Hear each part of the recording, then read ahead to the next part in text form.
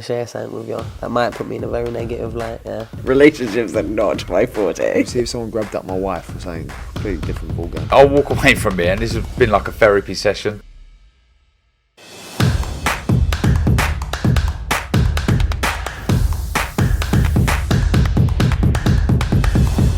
Razabani for IFL TV, proudly sponsored by Everlast. We've just witnessed a fantastic end to the press conference between Shields and Marshall. With me, I've got promoter of Clarissa Shields, DMITRI Salita. DMITRI, welcome back to London. How are we doing? Good to be back. I love London, especially this time of year. It's not too cold, still beautiful outside. Love the British boxing fans. What we saw here today was really incredible, and I think we're gonna have a fantastic night of boxing on October 15th. You know, it feels like the British boxing fans are due for a good night of boxing after some things that happened in recent times.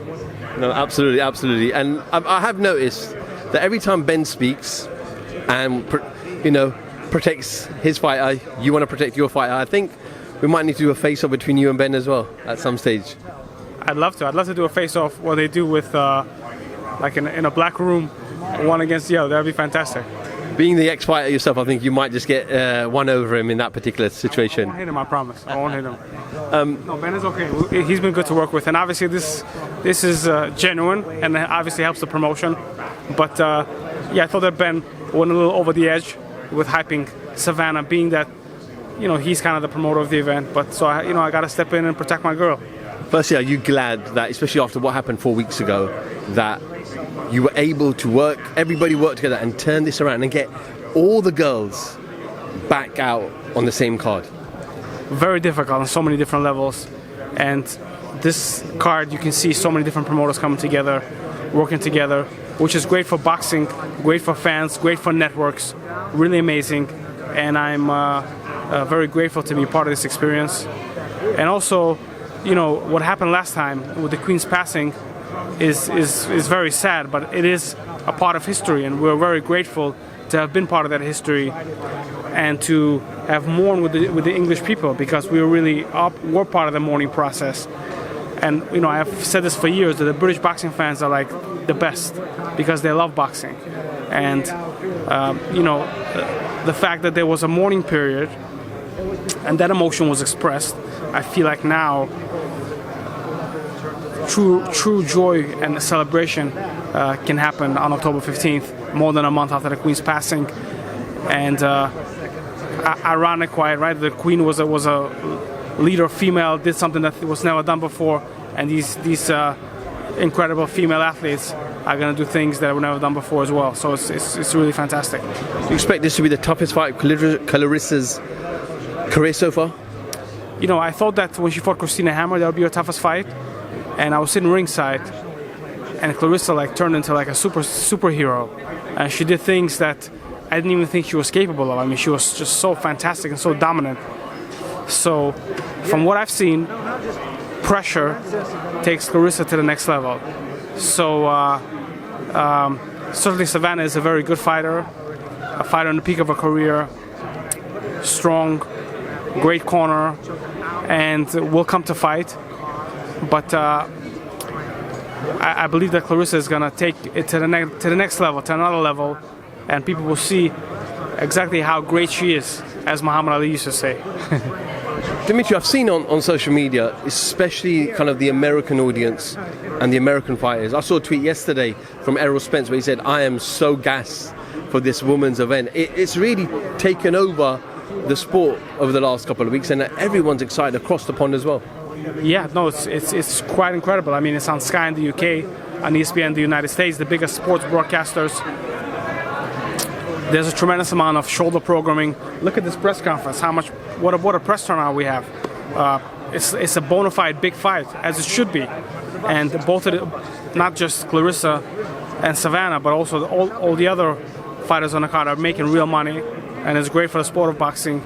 It's great for women's sports. I believe that this event is going to have a very positive domino effect on culture and on sports and on women's pay and recognition.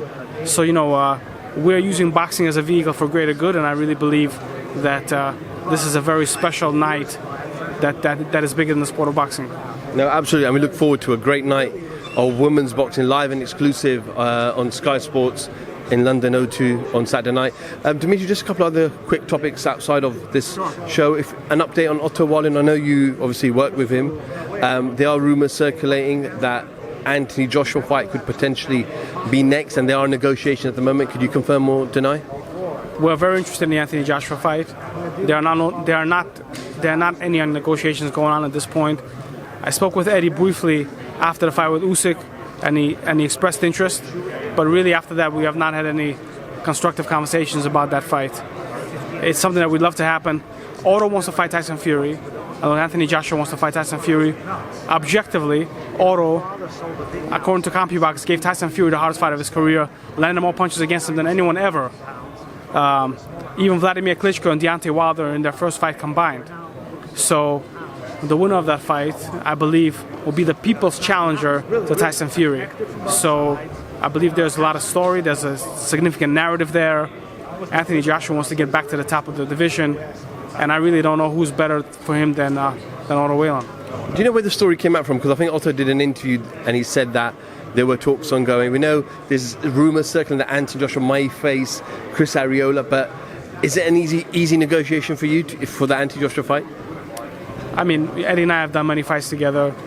Yeah, it should be pretty simple, but the ball is in Anthony Joshua's court. Chris Arreola fight, I don't know, it's kind of meaningless to me. I mean, you know who the winner is going to be.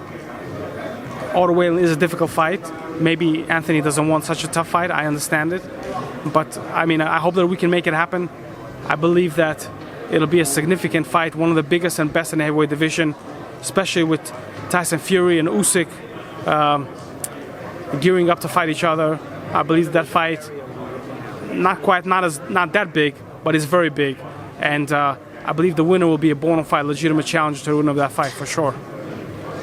Well, we look forward to some news with regards to OTTO in the coming weeks. Dimitri, thank you for your time. Tomorrow, obviously, it's the final face-off. It's the weigh-in. It's something we're all waiting for. And yeah, Saturday night, it goes down.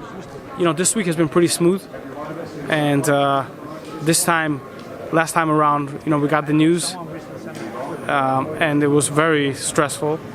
But this seems to be smoother, and feels that all roads ahead to October 15th, to Saturday night, incredible night of boxing. You can just feel the energy of people at the O2 Arena screaming. You know, I've been visualizing Clarissa walking into the ring, and my heart starts beating fast. Kind of reminds me of when I used to walk into the ring. You know, I really feel it's going to be electric, and all the boxing fans and the fighters are going to benefit from this incredible electric event. Absolutely. DMITRI SALITA, IFL TV, thank you very much.